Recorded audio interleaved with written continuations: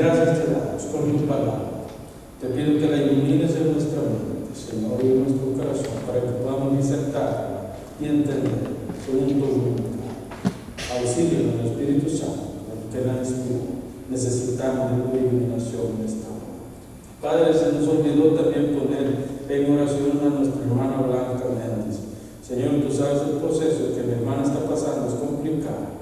Yo te pido, Señor, que tú le des fuerza, ánimo y que le lleves, Señor, a que todo lo que tenga que hacer en su cuerpo sea para bien. Darle sabiduría a los médicos para intervenirle de la manera correcta. Cristo Jesús, te lo pedimos, Padre.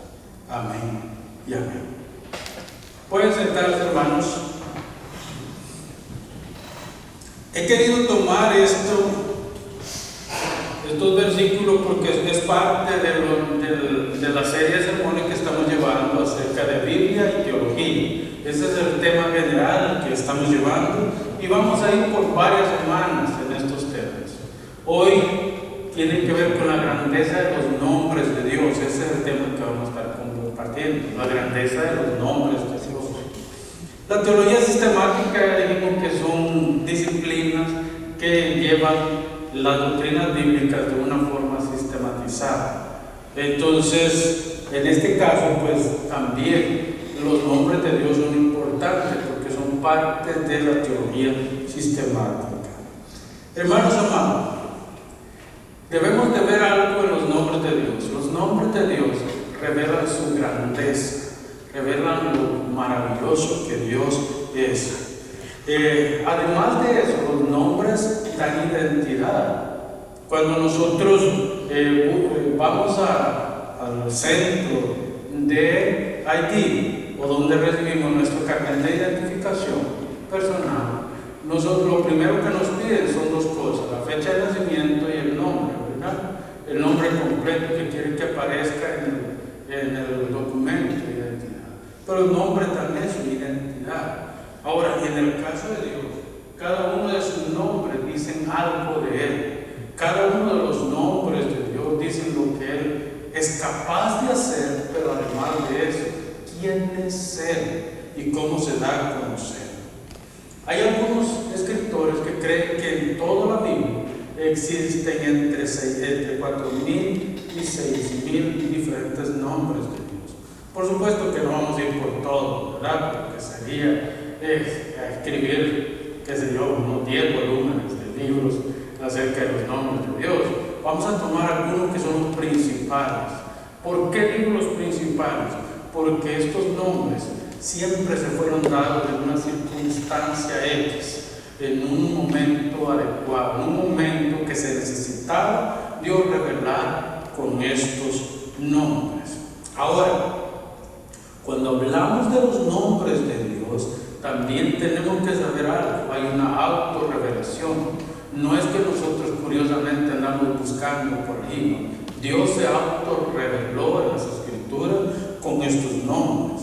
Además, cada uno de estos nombres conecta una historia, la historia redentiva. Cada uno de estos nombres nos llevan a entender quién es Dios, por qué actúa de la manera que actúa y por qué Dios es nuestro Dios soberano. Los nombres históricamente han revelado estatus, hablando de las personas.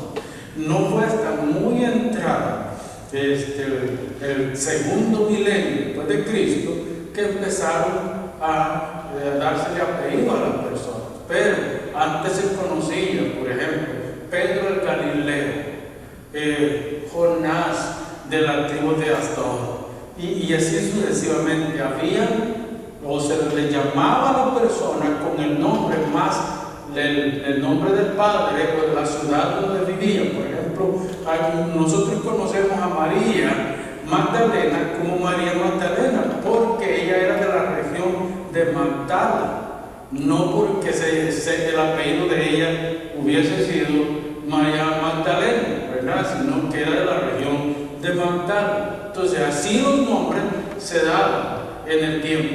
Pedro se llama o Simón, hijo de Jonás, porque era hijo de otro señor que se llamaba Jonás, y así sucesivamente. En cambio, en Dios, nosotros encontramos nombres que revelan sus capacidades, revelan lo que Él puede hacer, pero también revelan su carácter.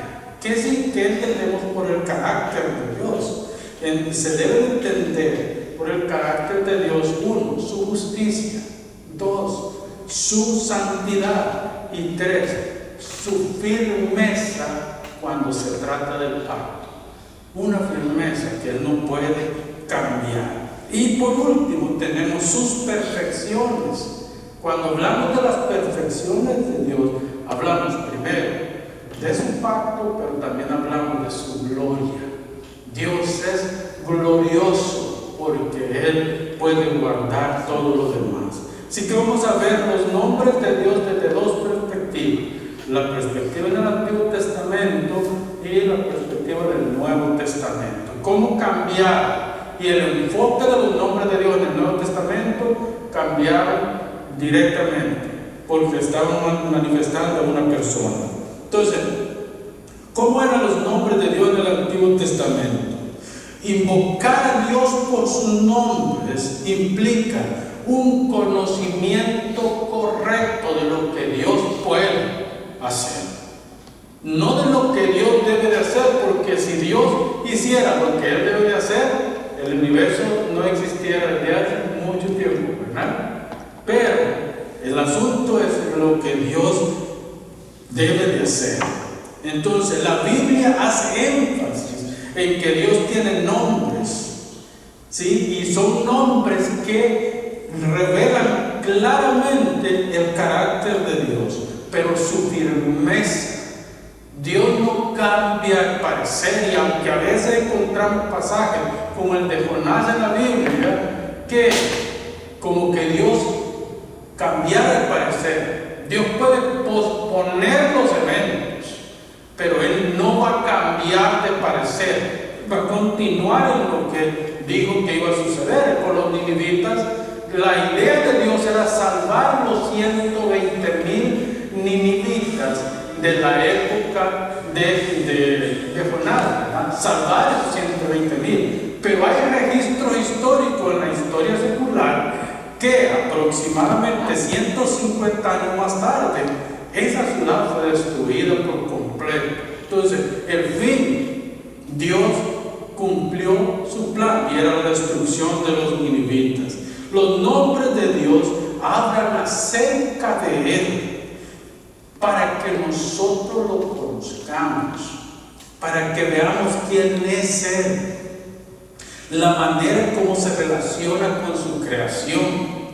Y entre estos nombres, que también tienen que ver con sus cualidades o atributos, tenemos dos que son principales: trascendencia e inmanencia. No voy a tocarlos porque eso lo vamos a ver en los atributos de Dios a profundidad, cómo la trascendencia de Dios y la inmanencia de Dios están presentes en todo lugar. Lo que sí podemos saber acerca de los nombres de Dios es que cada uno de ellos dice algo acerca de cómo Dios se ha revelado. Por ejemplo, la sabiduría de Dios, hermanos. La sabiduría de Dios muestra su grandeza, muestra su capacidad creadora, muestra la forma como Él gobierna todo el universo. Asimismo, los nombres de Dios muestran poderío y gloria sobre su creación. Ningún ser creado puede llegar siquiera al nivel de Dios. Ningún ser creado puede llegar siquiera a estar en el mismo nivel que Dios. Dios siempre está mucho más arriba que nosotros. Así que, hermanos, Él, el nombre Él, que es un nombre que no es solamente un pronombre y tampoco es un simple artículo, como algunos lo quieren dar a ver, que aparece Él, hasta le ponen una línea, Él, Ojín. No, es un nombre completo, Él, Ojín, completo nombre de Dios, o la pluralidad de Dios, que lo vamos a ver más adelante. Pero el nombre Él y los pronombres y los nombres de Dios. Surge una pregunta importante: ¿cuál es el nombre más adecuado para invocar a Dios. ¿Cuál es el nombre más adecuado para invocar a Dios? No existe tal cosa. No existe. Por eso es que Dios, para cada circunstancia, Dios da un nombre. En el caso de Abraham, ¿cuál es el nombre? Jehová Jireh.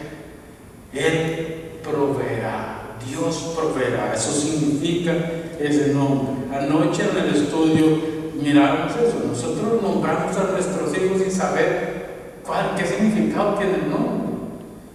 Pobrecito que se llama Jacob, ¿verdad? ¿Ustedes saben qué significa Jacob? Mentiroso, usurpero, ladrón, traicionero, entre muchos otros, pobrecito, ¿verdad? El que le pone Jacob a su hijo. Si nosotros hiciéramos un poquitico más, o Isaac, ¿saben lo que significa el nombre Isaac? Risa. Eso significa risa.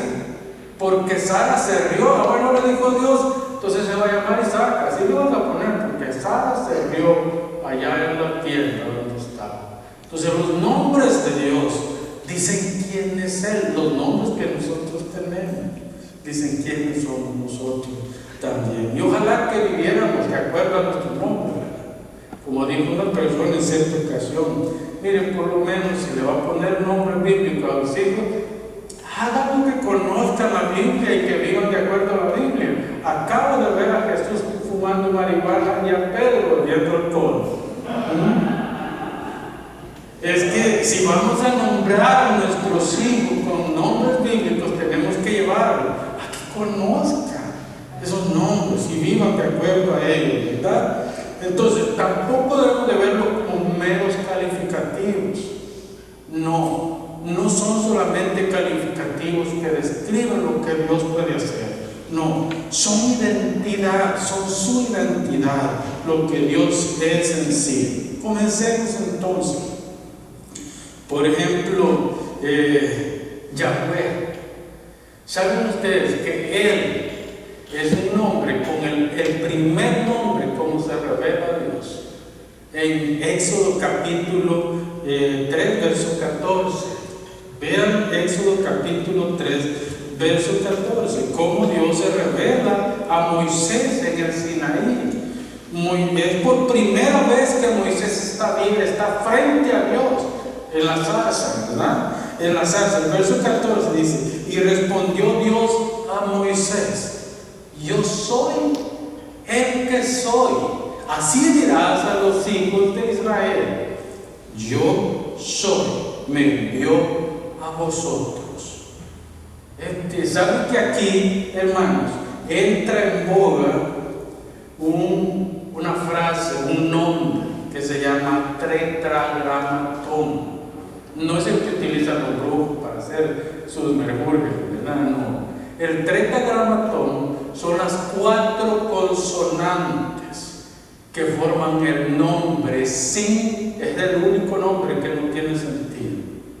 Son puras consonantes. Más adelante, lo que hicieron los eruditos, es decir, los 72 que mandó Ptolomeo Filadelfo a llamar para que tradujeran la Biblia hebrea al griego, koine. Esto hicieron un trabajo de ver cómo podían mejorar o simplificar ese nombre que para los judíos era demasiado grande, demasiado santo. De hecho, cuando un escriba judío escribía el tetragramatón, esa pluma era desechada, no se volvía a usar. El escriba se enjuagaba con enjuagues bucales su boca para que desinfestar su boca al pronunciar el tetragramatón. Además de eso, se desinfestaba las manos. Había todo un ritual detrás del tetragramatón.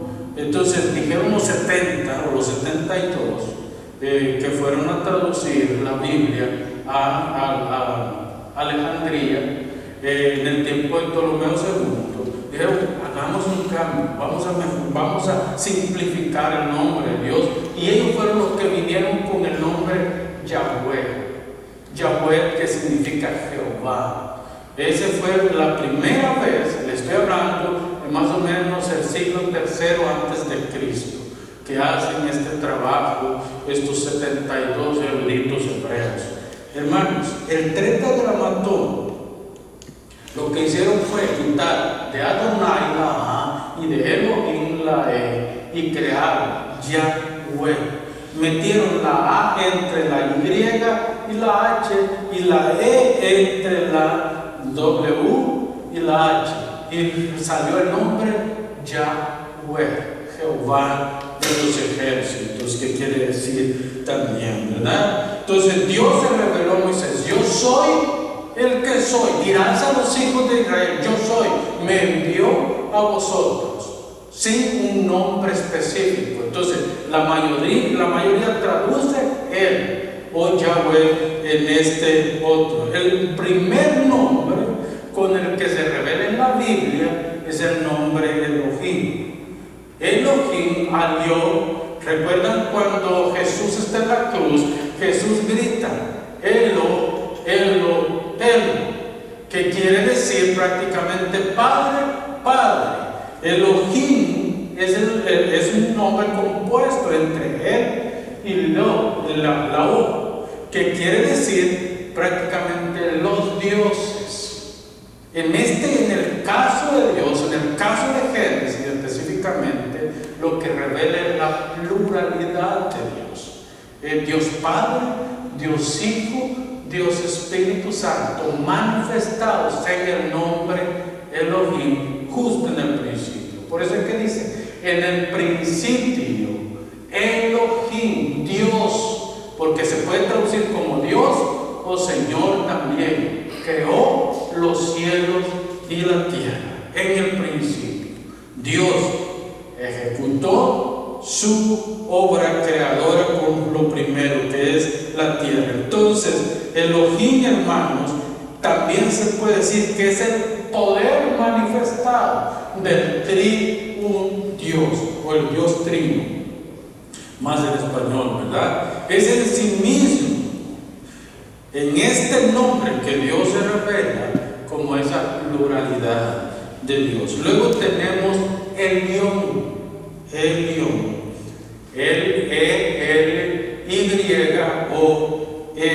Elión, que significa altísimo. De hecho, lo que significa este nombre, y está muy conectado con la trascendencia de Dios, que Dios está sentado en su trono de gracia, un trono que está mucho más alto de todos nosotros, y que desde allá Él observa todo lo que sucede en este mundo. Ya nadie se puede esconder de este Dios, porque Él está en las alturas, observando todo lo que está pasando. Entonces, cuando nosotros queremos adorar a Dios, podemos invocar el nombre de Dios por medio del Elión, el Altísimo, el Sublime, el Grande, el que está sobre todas las cosas. Este nombre, hermano, revela realeza, grandeza, revela perfección, revela eternidad, revela gloria y majestad. Un Dios lleno de gloria y de majestad. ¿Quién podrá llegar a ser siquiera cerquita como Dios? Si nosotros vemos desde esta perspectiva, ¿quién puede llegar a ser siquiera cerquita como Dios? Ninguna criatura. Y ese fue el problema de Musbel. Ese fue el problema del querubín más hermoso que Dios creó. Este querubín dijo: bueno, lo único que me falta es sentarme en ese trono, en esa silla. Es lo único que me falta. Y Dios dice: yo no comparto mi gloria con nadie. Yo soy Dios. Entonces, ningún ser creado podrá, por grande que sea, ser siquiera igual que Dios, aunque usted ponga con D minúscula que usted es Dios, no puede llegar a ser como este Dios. Dios es grande y sublime. Recordemos, hermano, que también este nombre si da a conocer el gobierno de Dios, cómo interactúa con nosotros, especialmente su iglesia. Dios interactúa de una manera perfecta, soberana, fiel al pacto. Hermanos, en este nombre encontramos esperanza. No importa el problema que estemos pasando nosotros, podemos ir a Dios como ese Dios grande que todo lo puede, que todo lo hace. Luego tenemos el nombre El Shaddai. El Shaddai. Este nombre está muy conectado con la omnipotencia de Dios. De hecho, traducido literalmente, el nombre significa el que todo lo puede, todopoderoso. Entonces, por ejemplo, cuando nosotros pasamos por momentos de debilidad o de peligro, podemos invocar a Dios en este nombre. Tú eres el Shaddai, el Todopoderoso, el que puede derribar la muerte y todo lo que esté alrededor de mí, porque tú eres. De hecho, el Salmo 139, los primeros 8 versículos, revelan a este Dios omnipotente, ese Dios que está sentado en su trono y desde donde gobierna todas las cosas. Este nombre también nos enseña que Él sustenta. O sea, no es como dicen los panteístas, ¿verdad? Dicen, no, es que Dios creó todo, sí, Dios está en todo, pero al final Dios abandonó todo a su suerte. Eso no es verdad, porque Dios se relaciona con su creación de una manera vívida, de una manera cercana. Dios sustenta, Dios protege, Dios con brazo fuerte pasó a Israel ¿por dónde? Por el Mar Rojo, ¿verdad que sí? Con mano fuerte hizo que las aguas se separaran y que el pueblo pasara en seco. Luego hizo que el Jordán se secara también, se detuvieran las aguas, hizo una presa. Dios inmediatamente para que el pueblo pasara el Jordán también. Pues es el Shaddai, el que todo lo puede, el que todo lo hace. Nadie, hermano, nadie puede ser omnipotente, solo Dios es omnipotente. De hecho, la omnipotencia de Dios está muy conectada con la omnipresencia de Dios. Y saben una cosa, ni Satanás ni los demonios son omnipresentes. Todo lo que ellos conocen y todo lo que ellos ven es porque se mueven de un lado a otro en el universo. Pero Dios es omnipotente y omnipresente a la vez. Él está en todo lugar. Para avanzar, hermano, nosotros debemos de ver, Dios a veces permite los malos momentos, ¿verdad que sí? Hay veces, hermanos, que uno dice, ¿pero qué estás haciendo, Dios? Si ha fijado usted, si es tan poderoso, dice uno, ¿pero por qué permitiste que Job pasara por lo que pasara, no? Bueno, Dios permite esas situaciones para enseñarnos verdad. ¿Qué es lo que confiesa Job en el capítulo 42? De lejos te había visto, mas ahora mis ojos te contemplan de cerca. Verso 6 del capítulo 42 de Job. O sea, por medio de todo el proceso, Job pudo llegar a comprender que Dios es.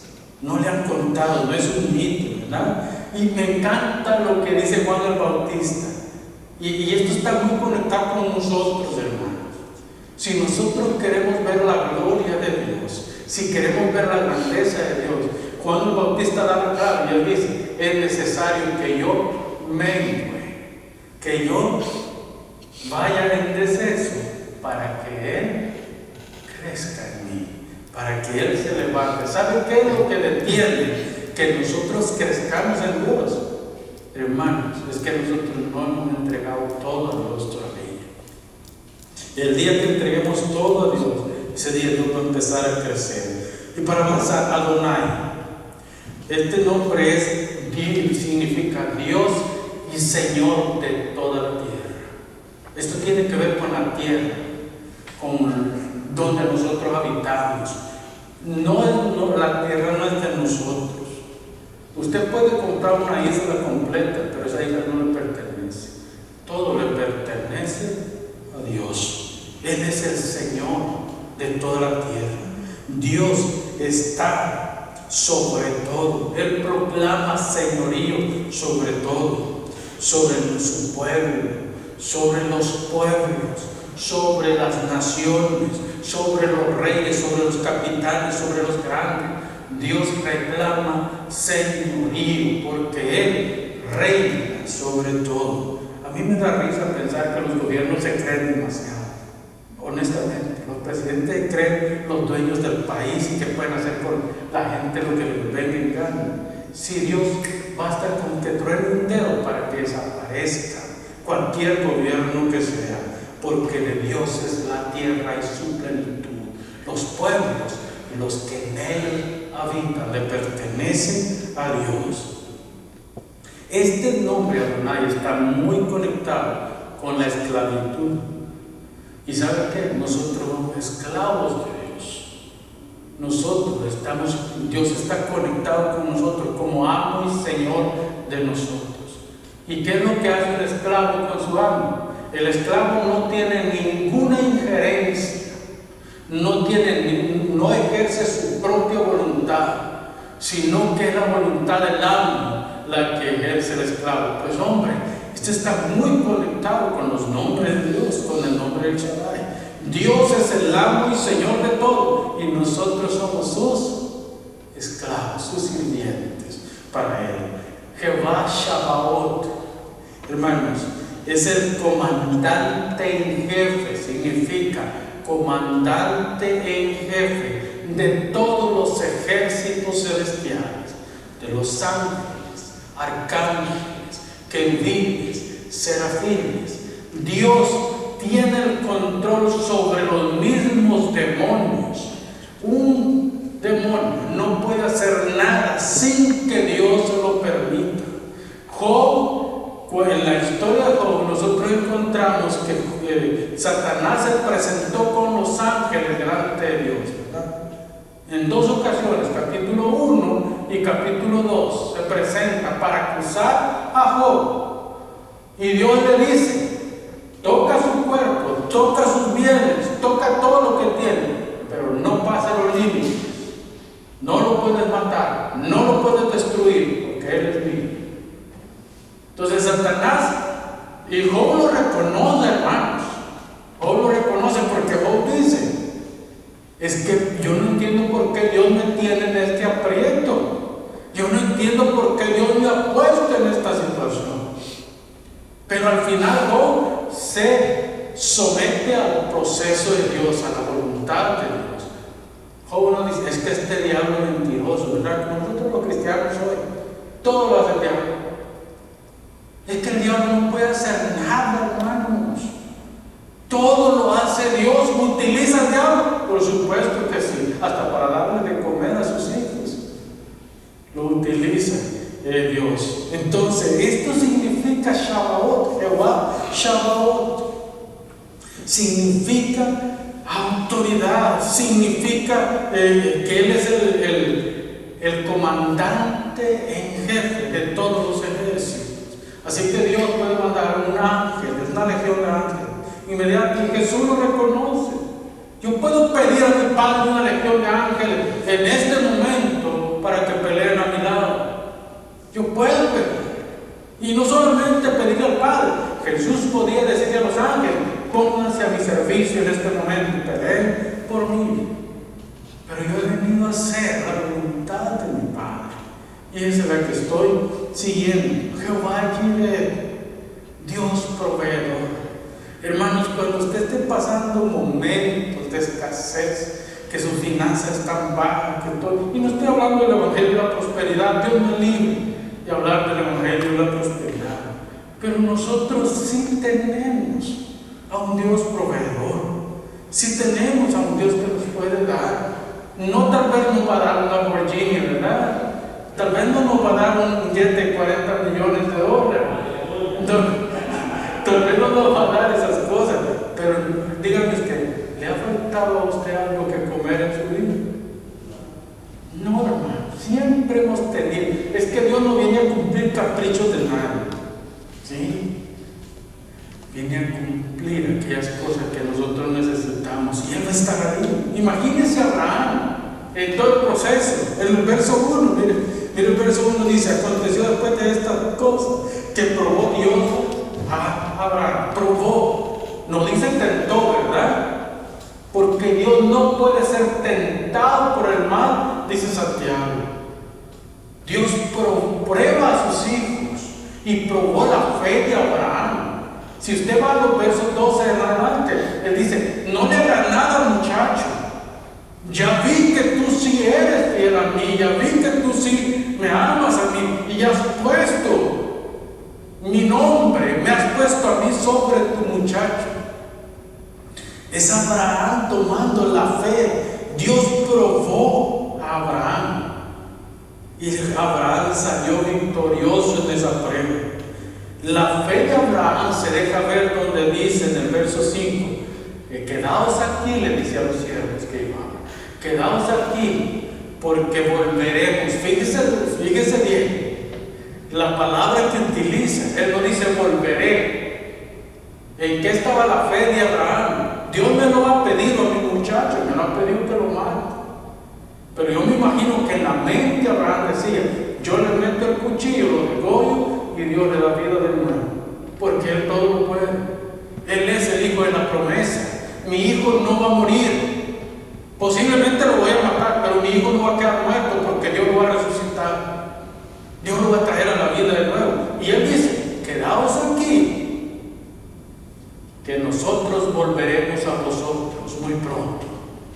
Hermano, y así fue, ¿no es cierto? Luego podemos ver, hermano, Abraham está convencido que Dios proveerá vida. Él no sabe cómo. Y aquí me quiero hacer un paréntesis, hermano. Yo no sé qué es lo que está pasando en tu vida. Yo no sé qué es lo que está pasando contigo. Pero cree que Dios va a devolverte. Tal vez sea la salud, tal vez sea tus finanzas, tal vez sea tu propio matrimonio, tal vez sea alguna cosa que le estás pidiendo a Dios. Solo cree y espera, confiado en Dios, que Él lo va a devolver. Él lo va a devolver, porque de Él es todo. Vea bien, Isaac era un adolescente, ya era un hombre por lo menos de unos 18, 20 años a esta fecha. No estamos hablando de un chavalito que andaba llevando agarrado de la mano. Si él llevaba la leña, Abraham pone la leña sobre Isaac. Isaac le va preguntando y le hace preguntas coherentes. Padre, veo la leña, veo el cuchillo, veo la lumbre, pero no veo el sacrificio. Verso 8, ¿verdad? No veo el sacrificio. ¿Cuál era la respuesta de Abraham? Dios se, fíjense bien, es importante la gramática, hermano. Dios se proveerá. No dice nos proveerá. Dios se proveerá de sacrificio. Dios lo hará. Dios lo hará. Me imagino, hermano, para Abraham Dios es el proveedor. No soy yo. Y en 3 ocasiones dice lo mismo: verso 7, verso 8 y verso 14. Y fíjense bien, en ese día Abraham llamó a aquel lugar Jehová Jireh. Dios proveerá de sacrificio. El verso 14. Hermanos, pensemos en el Calvario. Dios provee el sacrificio. ¿Quiénes teníamos que estar colgados en el Calvario? Éramos nosotros, hermano. Usted era yo, los que teníamos que estar en el Calvario. Pero Dios proveyó al inocente. Dios proveyó a Cristo, y Cristo está colgado en el Calvario y dice: Oli, Oli, lama santa. Padre, ¿por qué me has dejado solo en este momento? La carga, el juicio, la maldad de toda manera estaba cayendo sobre el Hijo en ese momento. Hermanos, la justicia de Cristo aplicada a nuestro favor es la que nos hace libres.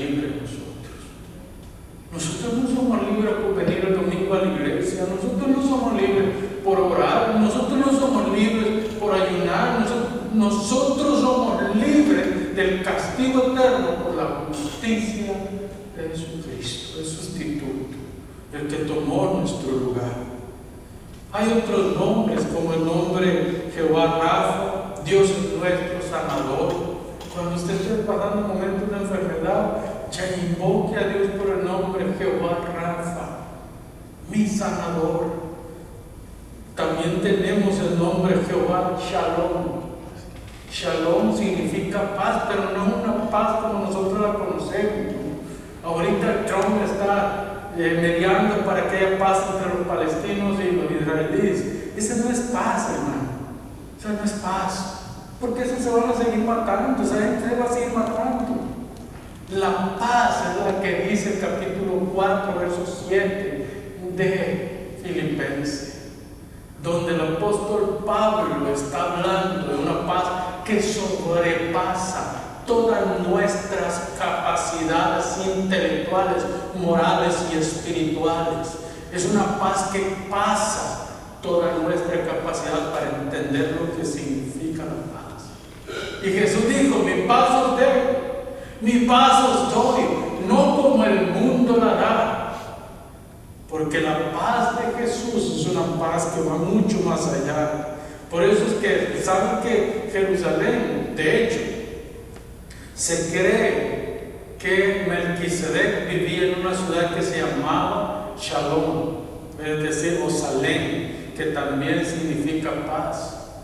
Antes de llamarse Jerusalén, también lo que hoy conocemos como Jerusalén se llamaba Shalom o Salem, que significaba paz. Jehová Nisi, Dios es mi estandarte y mi verdad. Jehová Nisi.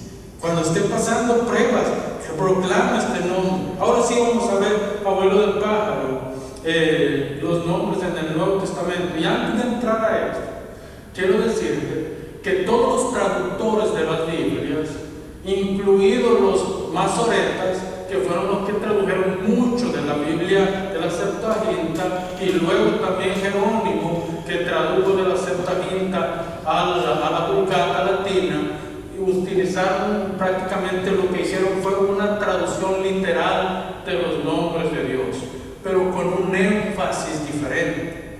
Los nombres de Dios en el Antiguo Testamento apuntaban a la grandeza, al carácter, a la gloria, a la magnificencia de Dios, el Dios, Padre, Hijo y Espíritu Santo. Sin embargo, el énfasis cambia en el Nuevo Testamento, porque el enfoque recae sobre una persona, sobre Cristo. Por eso es que los nombres de Dios en el Nuevo Testamento van apuntando a Cristo como el Redentor. Y vemos nosotros Teos. Teos es el primer nombre que se traduce, que bien puede ser el nombre Elohim, El Shaddai y el León. Estos pueden ser los nombres por lo que se traduce Teo, que significa Dios, el que se revela activamente. Este es Dios. Ahora, hermanos, el credo apostólico, ¿cómo comienza? El credo de los apóstoles. Creo en Dios Padre, ¿verdad? ¿Cómo te dice? Creo en Dios Padre, todopoderoso, creador del cielo y de la tierra. Abba, Padre. Los judíos utilizaban ese. Abba significa Padre. Ahora, Teo significa este Padre soberano, creador, pero enfocado en quién? En la palabra, en el verbo divino, el que era en el principio, y todas las cosas por él fueron creadas, ¿verdad? Entonces podemos ver en esto, hermano, y especialmente con el apóstol Pablo, que es el que más utiliza este término. Jesucristo es la revelación perfecta del Padre. Juan también lo dice en el capítulo 1, verso 18 de su evangelio. Él dice: nadie lo ha visto el Padre, el que lo ha revelado es el Hijo. Así que solo ese versículo destruye la idea de los Jesús solo, ¿verdad? Solo ese versículo. Teos Entonces, Jesús tiene la misma gloria que el Padre, porque utilizan, cuando hablan de la gloria de Jesús, hablan prácticamente de Teos. En el monte de la transfiguración es Teos revelado, como era antes de encarnarse, Él se ha revelado. Además, este Teos, Dios soberano y gobernante sobre todo. Para los apóstoles, el Padre, el Hijo y el Espíritu Santo son un solo Dios. Un solo Dios. Lo que los padres apostólicos denominaron la unión hipostática. Son una sola esencia. Es decir, no es que existen tres dioses, no es que existen una pluralidad, sino que existe un Dios, tres personas que tienen algo que mostrar en todo esto. Luego tenemos el nombre de Teos Pantocrator, que lo utilizó mucho la Iglesia Católica Romana para definir lo que ellos volvieron una doctrina muy peligrosa acerca de la cristología. Pero nosotros, cuando vemos este nombre, como lo compartían o como lo recibían los judíos del tiempo de Jesús y después del tiempo de Jesús, Teo Pantocrator es el nombre equivalente a El Shaddai, Dios Todopoderoso. Es decir, Jesús es todopoderoso, el Dios que supera todas las expectativas. Cuando este nombre le atribuye a Cristo, esto significa que es el Señor, es el Kurios, o en griego Kyrios, el Dios Todopoderoso. Esta representación es la de Cristo como amo y soberano sobre todas las cosas. ¿Qué es lo que le dice el apóstol Pablo? Y Dios lo hizo Señor de todo.